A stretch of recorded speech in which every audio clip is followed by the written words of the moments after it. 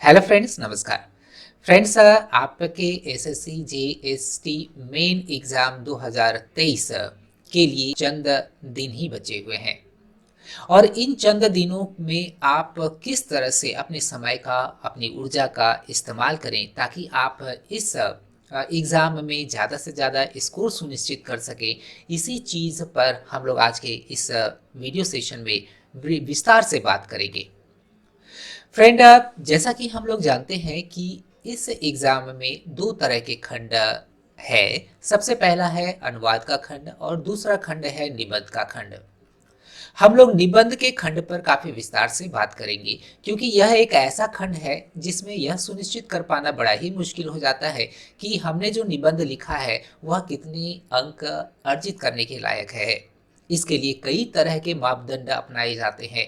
उन मापदंडों पर हम लोग थोड़ा विशेष तरीके से विचार करेंगे और कोशिश करेंगे कि इस खंड में ज़्यादा से ज़्यादा स्कोर कर सके। फ्रेंड, मैंने आप लोगों के लिए अति महत्वपूर्ण निबंध के शीर्षकों में जो पहला अति महत्वपूर्ण शीर्षक शीर्षक मैंने रखा है वह है भारत की समावेशी संस्कृति, इंडियाज इंक्लूसिव कल्चर। किस तरह से भारत की संस्कृति आत्मसात की है हर तरह की अलग अलग संस्कृतियों को, चाहे वो पाश्चात्य संस्कृति हो, चाहे वह मिडिल ईस्ट के तरफ से आने वाली संस्कृति हो, किसी भी तरह की संस्कृति को भारत ने आत्मसात किया है। आपको इसकी पुष्टि करना है। इसमें इंडियाज इंक्लूसिव कल्चर आपको करना क्या है कि हिंदी और अंग्रेजी दोनों में आपको प्रयास करने की आवश्यकता है। कम से कम 10 घंटे, यदि आप कहीं पर कार्यरत है तब कोशिश करिए ये जो 10 दिन जो बचा हुआ है, 8 से 10 दिन जो बचा हुआ है, उतने दिनों के लिए आप छुट्टी पर चले जाइए और 10 घंटे से 12 घंटे आप अवश्य दीजिए।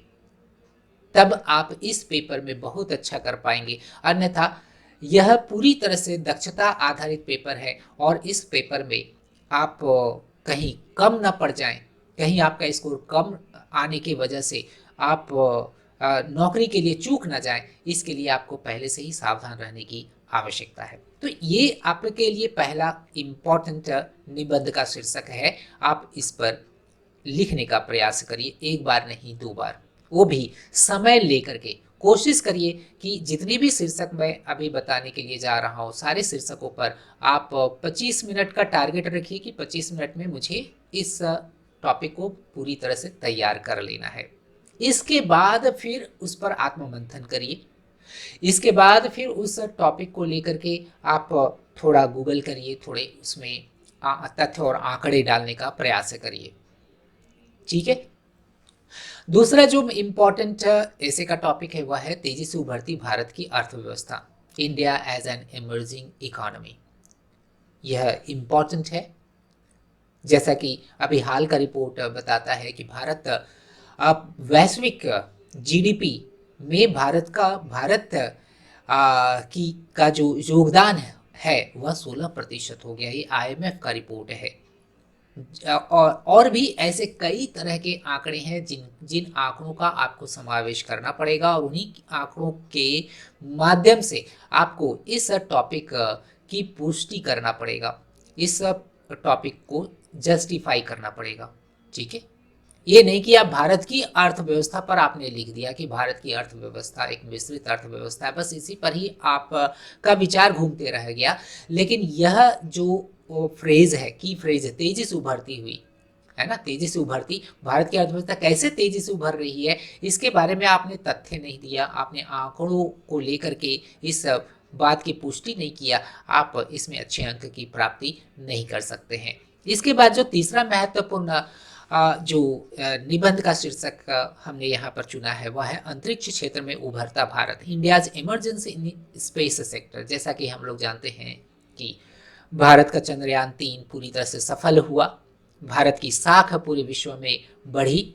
इसके बाद फिर आदित्य L1 जो मिशन है वो उसने भी हाल ही फिलहाल कई सारे पिक्चर्स भेजे, सूर्य के तस्वीरें भेजा और इस तरह से पूरे विश्व में अपना लोहा मनवाया।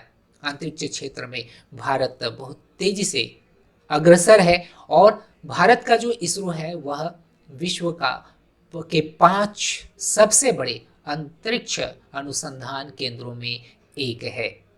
तो आपको यह ध्यान रखना है कि आप कौन कौन से ऐसी बातों का समावेश करेंगे ताकि आप दिए गए शीर्षक की पुष्टि कर सकते हैं, ये बहुत जरूरी हो जाता है। चौथा है एक राष्ट्र एक चुनाव।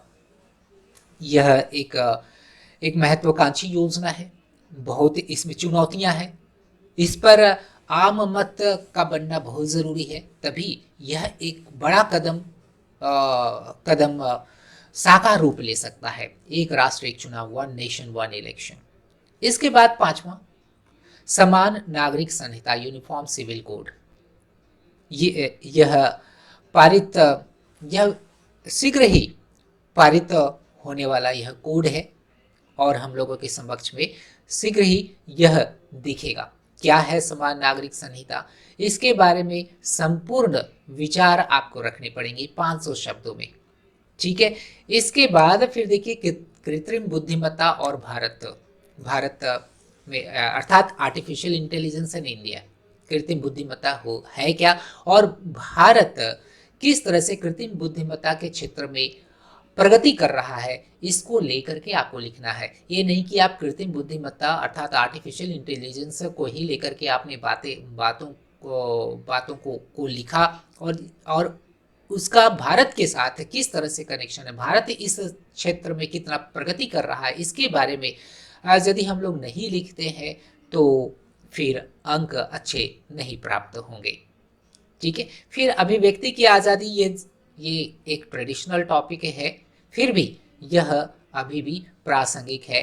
कुछ प्रासंगिक तथ्यों को लेकर के, आंकड़ों को लेकर के आपको इस पर निबंध लिखने हैं। इसके बाद 8वां देखिए खेल जगत में उभरता भारत। जैसा कि हम लोग जानते हैं कि कॉमनवेल्थ गेम्स जब से हुआ है भारत में, तब से भारत खेल जगत में उभर रहा है, चाहे वो गेम्स हो चाहे स्पोर्ट्स हो। भारत अलग अलग तरह के गेम्स में भी भारत अपना हाथ आजमा रहा है, तो उसको लेकर के आपको लिखना है, कुछ तथ्य और आंकड़े देना अति आवश्यक है। लोकतंत्र और मीडिया, यह एक ट्रेडिशनल टॉपिक है, लेकिन आपको इसमें भी तथ्य देने की आवश्यकता है। जलवायु परिवर्तन और भारत, यह एक महत्वपूर्ण टॉपिक है, इस पर आपको लिखने का अभ्यास करना है। इसके बाद फिर हाल फिलहाल में ही 33% महिला आरक्षण प्राप्त हुआ लोकसभा और राज्यसभा में महिलाओं के लिए। शासन में 33% महिला आरक्षण बिल पास हुआ। इसको लेकर के आपको अपने विचार रखने हैं काफ़ी प्रभावशाली ढंग से, ठीक है। भारत में डिजिटल क्रांति, डिजिटल रिवॉल्यूशन इन इंडिया, अगर डिजिटल क्रांति नहीं होती तब भारत अभी विश्व की 5वीं अर्थव्यवस्था नहीं बनती, और यही डिजिटल क्रांति के कारण से भारत विश्व की 3री सबसे बड़ी अर्थव्यवस्था बनने वाला है, क्योंकि इसके कारण से भारत की यूपीआई पूरी अन्य देशों में भी काफ़ी पसंद किया जा रहा है। तो काफ़ी कुछ इसमें लिखने के लिए है, आपको इसमें लिखने हैं तथ्य और आंकड़ों के साथ। इसके बाद फिर देखिए डिजिटल युग में निजता का उल्लंघन। जैसे जैसे हम लोग डिजिटल होते चले जा रहे हैं, हम लोग अलग अलग तरह के डिजिटल प्लेटफॉर्म का इस्तेमाल कर रहे हैं, सोशल मीडिया का इस्तेमाल कर रहे हैं, वहाँ पर हम अपनी निजी सूचनाओं का साझा कर रहे हैं, और उन निजी सूचनाओं को लेकर के वो प्लेटफॉर्म, वो जो डिजिटल प्लेटफॉर्म्स है, वे उस प्राइवेट चीज़ों का साझा कर दिया जाता है, जो कि ठीक नहीं है। इसके लिए भारत के जो नियम है, क्या कहती है भारत ने, किस तरह के इसको लेकर के इनिशिएटिव्स लिया है, पहल किस तरह से उन्होंने किया है, इन सभी चीज़ों को लेकर के आपको इसमें निबंध लिखने हैं। सामाजिक न्याय और भारत, 75 साल से भी तो ज़्यादा हो गए भारत के आज़ाद हुए में, हम लोग अमृत काल में प्रवेश कर चुके हैं, और ऐसी स्थिति में क्या भारत में सामाजिक न्याय सबको प्राप्त हो रहा है कि नहीं, समान न्याय सबको प्राप्त हो रहा है कि नहीं, इसको लेकर के आपको तथ्य और आंकड़ों के साथ इस निबंध के शीर्षक की पुष्टि करना है। ओके, कैशलेस अर्थव्यवस्था। जब से हम लोग देखते हैं कि ये जो नोट बैन हुआ है, नोट बैन करने के बाद से कैशलेस अर्थव्यवस्था में काफ़ी तीव्र गति से डेवलपमेंट हुआ है। और भारत की अभी कैशलेस इकोनॉमी हुआ है, और इस कारण से भारत में राजस्व, सरकार का राजस्व में काफ़ी बड़ी बढ़ोतरी हुई है। जीएसटी कलेक्शन बढ़ा है ना। अलग अलग तरह के टैक्सेस भी सरकार उसके माध्यम से राजस्व की प्राप्ति कर रही है। यदि इकोनॉमी कैशलेस नहीं होती तो यह स्थिति नहीं आती, और इसी के आधार पर भारत विश्व की तीसरी सबसे बड़ी अर्थव्यवस्था बनने की ओर अग्रसर है। इसके बाद फिर देखिए, भारत की यूपीआई की विश्व में बढ़ती साख है। ये तो सही बात है कि यूपीआई को पसंद किया जा रहा है कई देशों में, चाहे वो थाईलैंड हो, मलेशिया हो, और अभी हाल फिलहाल यह आपका वो एक देश है अभी हाल फिलहाल जिसके साथ है यूपीआई पर एमओयू साइन होने वाला है, वो एक खाड़ी देश है। तो यूपीआई की बढ़ रही साख के बारे में आपको इसमें लिखना है कि किस तरह से यूपीआई पूरे विश्व में पसंद किए जा रहे हैं, इसकी क्रेडिबिलिटी बढ़ रही है। गरीबी उन्मूलन में भारत का प्रदर्शन, आपको ध्यान रखना है कि गरीबी उन्मूलन पर ही आपको निबंध नहीं लिखना है। गरीबी उन्मूलन में भारत का प्रदर्शन किस तरह से रहा है, किस तरह से भारत का कितने करोड़ लोगों को गरीबी से बाहर निकाला है, इसको लेकर के आपको तथ्य और आंकड़े देना है। India's performance in poverty alleviation, Bharat में बढ़ता प्रदूषण, यह एक सचमुच चिंता का विषय है कि भारत के कई शहरों में पॉल्यूशन बढ़ रहा है, और इस पॉल्यूशन को लेकर के भारत किस तरह से सजग है, किस तरह से काम किया जा रहा है, इसको लेकर के आपको लिखना है। इसके बाद हरित ऊर्जा निर्माण में उभरता भारत, अर्थात ग्रीन एनर्जी जनरेशन में किस तरह से भारत उभर करके आ रहा है, किस तरह से ईवी अर्थात इलेक्ट्रिक व्हीकल्स का चलन भारत में बढ़ रहा है, उसको प्रमोट किस तरह से किया जा रहा है, किस तरह से भारत अब जो परंपरागत ऊर्जा के स्रोत है उससे बाहर निकल करके वो हरित ऊर्जा निर्माण पर अपना ध्यान केंद्रित कर रहा है, इस पर आपको अपने विचार देने हैं। इसके बाद बिजली चालित वाहन और Bharat, electric vehicles and India, ठीक है, इसको लेकर के आपको निबंध लिखना है। फिर नेक्स्ट है भारत में सतत विकास, सस्टेनेबल डेवलपमेंट इन इंडिया। आपको इसमें इसका प्रारूप पर ध्यान देना है कि ऐसा प्रारूप आपको रखना है जिससे कि शीर्षक पूरी तरह से जस्टिफाइड हो सके।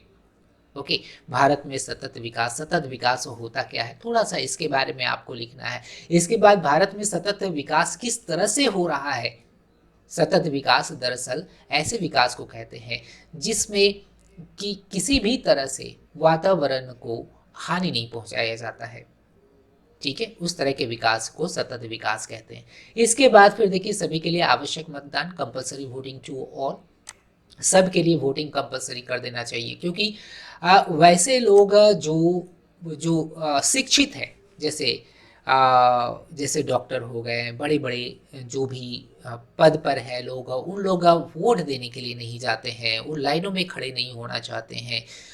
ऐसे लोगों को भी वोट देना अनिवार्य कर देना चाहिए, इस पर आपको अपने विचार देने हैं। इसके बाद देखिए, एक राष्ट्र एक कानून पर आपको निबंध लिख लेने की आवश्यकता है। फिर आत्मनिर्भर भारत, काफ़ी चर्चित यह विषय है, इस पर आपको लिखने की आवश्यकता है। रोजगार परक शिक्षा, एम्प्लॉयमेंट ओरिएंटेड एजुकेशन, बहुत इंपॉर्टेंट टॉपिक है। भारत में लैंगिक असमानता, gender inequality in India, Bharat में महिलाओं और पुरुषों को समान अधिकार मिलना चाहिए, चाहे नौकरियां हो, चाहे अन्य तरह की जितनी भी सेवाएं हैं, हर तरह के क्षेत्रों में महिलाओं को भी पुरुषों के समक्ष देखा जाए। इसके लिए भारत की क्या स्थिति है, भारत किस तरह से इसको लेकर के गंभीर है, इन सभी बातों पर आपको यहाँ पर निबंध लिखने हैं। इसके बाद फिर देखिए भारत में बढ़ता पर्यटन उद्योग, increasing tourism industry in India, है ना। भारत में जैसा कि हम लोग जानते हैं कि टूरिज्म जो है बिना एक बार आप जस्ट मार्केटिंग कर दीजिए कोई भी ऐसे ऐसे क्षेत्र का जहाँ पर प्राकृतिक सुंदरता है, या कोई ज़रूरी नहीं है कि प्राकृतिक सुंदरता ही वहाँ पर हो। टूरिज्म अलग अलग तरह के होते हैं, चाहे वो मेडिकल टूरिज्म हो, चाहे रिलीजियस टूरिज्म हो, चाहे लैंडस्केप टूरिज्म हो, कई तरह के टूरिज्म होते हैं। आपको हर तरह के टूरिज्म को लेकर के यहाँ पर आपको बातें करनी है, और ये भी बात करना है कि यूनेस्को के द्वारा भारत में कितनी आपके विश्व विरासत वाले जगहों को घोषित किया गया है, क्योंकि उसके कारण से लोग भारत में आएंगे। तो जितना ज़्यादा विश्व विरासत वाले, विश्व धरोहर वाले जगह रहेंगे, उतना ज़्यादा यूनेस्को के द्वारा वो डिक्लेयर होना चाहिए, उतना ज़्यादा उस देश का टूरिज्म इंडस्ट्री डेवलप करता है। ठीक है। इसके बाद मैंने कुछ महत्वपूर्ण ऐसे ऐसे टॉपिक्स को रखा है, चुना है आप लोगों के लिए, जो एब्स्ट्रैक्ट है, जिस पर आपके शब्द ही काम आते हैं। इसमें आपको तथ्य और आंकड़ों की आवश्यकता नहीं होती है। आप ऐसे निबंध के शीर्षक को चुनने से पहले थोड़ी सावधानी जरूर बरतें। जब तक कि आपकी लेखन शैली नहीं अच्छी रहेगी, आपके पास एक स्पष्ट विचार नहीं रहेगा, अलग अलग तरह के उदाहरण नहीं रहेंगे, ताकि दिए गए एब्स्ट्रैक्ट टॉपिक को जस्टिफाई किया जा सके, तब तक आप ऐसे शीर्षक को ना चुने। ओके, नहीं तो लेखनी अचानक से रुक जाएगी और फिर समस्या खड़ी हो जाएगी। ओके, पहले अपने पीछे पर आए। ये पहला मैंने दिया है, blood is thicker than water. इसके बाद है संप्रेषण कला का महत्व, अर्थात importance of art of communication. स्वास्थ्य ही धन है, हेल्थ इज वेल्थ। आंख के बदले आंख पूरी दुनिया को अंधा बना देगी, अर्थात eye for an eye will make the whole world blind. यह एक पूरा नोशन है। ठीक है। मनुष्य खोजी स्वभाव का है, man is investigative in nature. मनुष्य और मनुष्यत्व, मैन एंड ह्यूमैनिटी। ओके, ये भी इम्पॉर्टेंट है। जोबर जीवन के बारे में आप लिख सकते हैं। इस तरह से हम लोगों ने आज के इस वीडियो लेक्चर में जाना कि आपको निबंध को लेकर के किस तरह की बातों पर अच्छी तरह से ध्यान देना है, और किस तरह से आप अलग अलग तरह के शीर्षकों पर निबंध अच्छी तरह से लिख सकते हैं। आशा करते हैं आप बहुत कुछ सीखें। हम लोग अगले वीडियो सेशन में मिलते हैं, जहां पर अन्य तरह की बातों का मैं साझा करूंगा, ताकि आप कम से कम समय में ज़्यादा से ज़्यादा आप आउटपुट प्राप्त कर सके। मेरे तरफ से शुभकामनाएं। धन्यवाद।